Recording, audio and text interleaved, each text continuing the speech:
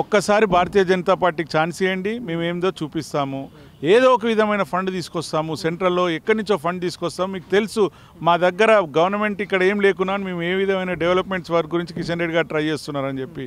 So ప్రజలకు మళ్ళీ మరి మేము వేడుకునేది ఏంటంటే ఈ ఒక్కసారి మీకు ఛాన్స్ ఇవ్వండి, గవర్నమెంటే భయపడుతుందని మీకు తెలియదు. జూబ్లీహిల్స్లో బీజేపీకి పోటీ ఏదంటే ఏం చెప్తారు ఫైనల్గా? ఎందుకు లెంకల దీపక్ రెడ్డికే ఓటు వేయాలంటే ఏం చెప్తారు? నేను ఎన్నో ఏళ్ళ నుంచి అనుభవంతో ఉన్నటువంటి నాయకుడిని, చిన్నప్పటి నుంచి కూడా పాలిటిక్స్లో ఉన్నా. ఎక్కడ ఒక మచ్చ లేదు, ఒక పోలీస్ స్టేషన్ కేసు లేదు. వేరే వాళ్ళకి చూసుకోవచ్చు మీరు ఏ విధంగా ఉన్నాయని చెప్పేసి. ఇంకో నాయకుడు ఎవరైతే వాళ్ళు వైఫ్ వస్తున్నారో మరి ఎవరో నాకు జనరల్గా అంటున్నారు, వాళ్ళు ఎవరు వస్తారో మాకు కూడా కరెక్ట్ తెలియదు. బట్ స్టిల్ వాళ్ళ బ్యాక్గ్రౌండ్ ఏందనేది తెలుసుకోవచ్చు.